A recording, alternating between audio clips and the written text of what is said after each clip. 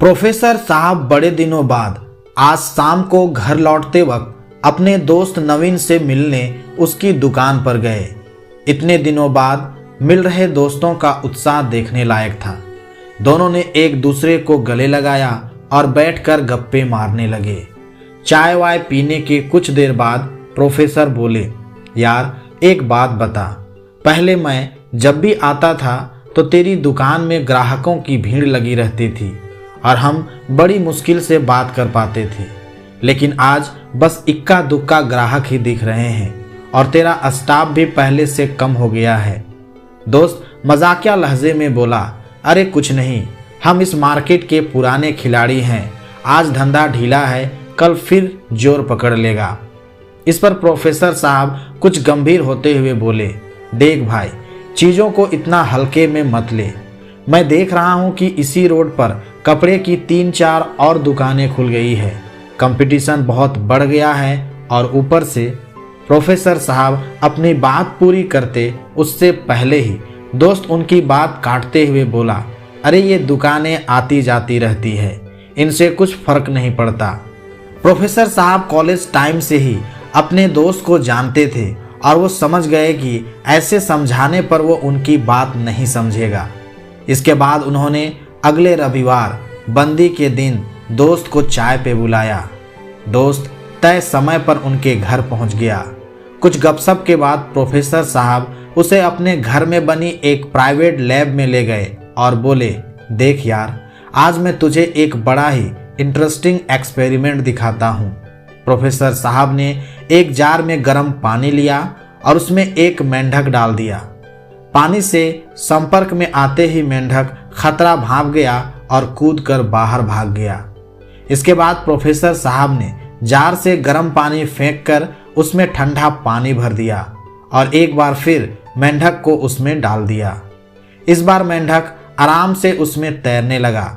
तभी प्रोफेसर साहब ने एक अजीब सा काम किया। उन्होंने जार उठाकर एक गैस बर्नर पर रख दिया और बड़ी ही धीमी आंच पर पानी गर्म करने लगा। कुछ ही देर में पानी गर्म होने लगा। मेंढक को ये बात कुछ अजीब लगी, पर उसने खुद को इस तापमान के हिसाब से एडजस्ट कर लिया। इस बीच बर्नर जलता रहा और पानी और भी गर्म होता गया, पर हर बार मेंढक पानी के टेम्परेचर के हिसाब से खुद को एडजस्ट कर लेता और आराम से पड़ा रहता। लेकिन उसकी भी सहने की एक क्षमता थी। जब पानी काफ़ी गर्म हो गया और खौलने को आया, तब मेंढक को अपनी जान पर मंडराते खतरे का आभास हुआ और उसने पूरी ताकत से बाहर छलांग लगाने की कोशिश की, पर बार बार खुद को बदलते तापमान में ढालने में उसकी काफ़ी ऊर्जा लग चुकी थी और अब खुद को बचाने के लिए ना ही उसके पास शक्ति थी और ना ही समय। देखते देखते पानी उबलने लगा और मेंढक की मौत हो गई। एक्सपेरिमेंट देखने के बाद दोस्त बोला, यार तूने तो मेंढक की जान ही ले ली। खैर, ये सब तू मुझे क्यों दिखा रहा है? प्रोफेसर बोले, मेंढक की जान मैंने नहीं ली, उसने खुद अपनी जान ली है। अगर वो बिगड़ते हुए माहौल में बार बार खुद को एडजस्ट नहीं करता, बल्कि उससे बचने का कुछ उपाय सोचता, तो वो आसानी से अपनी जान बचा सकता था। और ये सब मैं तुझे इसलिए दिखा रहा हूँ क्योंकि कहीं ना कहीं तू भी इस मेंढक की तरह व्यवहार कर रहा है। तेरा अच्छा खासा बिजनेस है, पर तू चेंज हो रही मार्केट कंडीशन की तरफ ध्यान नहीं दे रहा और बस ये सोचकर एडजस्ट करता जा रहा है कि आगे सब अपने आप ठीक हो जाएगा।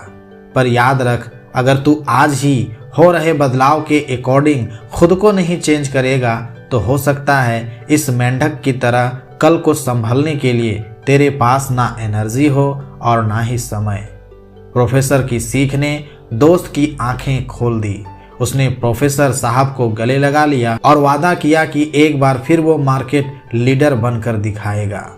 दोस्तों, प्रोफेसर साहब के उस दोस्त की तरह बहुत से लोग अपने आसपास हो रहे बदलाव की तरफ ध्यान नहीं देते। लोग जिन स्किल के कारण नौकरी के लिए चुने जाते हैं, बस उसी पर अटके रहते हैं, खुद को अपडेट नहीं करते। और जब कंपनी में ले ऑफ्स होते हैं तो उन्हें ही सबसे पहले निकाला जाता है। लोग जिस धर्रे पर 10 साल पहले व्यवसाय कर रहे होते हैं, बस उसी को पकड़ कर बैठे रहते हैं और देखते देखते नए खिलाड़ी सारा बाजार कवर कर लेते हैं। यदि आप भी खुद को ऐसे लोगों से संबंधित कर पा रहे हैं तो संभल जाइए और इस कहानी से सीख लेते हुए मजबूत बनिए और आसपास हो रहे बदलावों के प्रति सतर्क रहिए, ताकि बदलाव की बड़ी से बड़ी आंधी भी आपकी जड़ों को हिला ना पाए। धन्यवाद।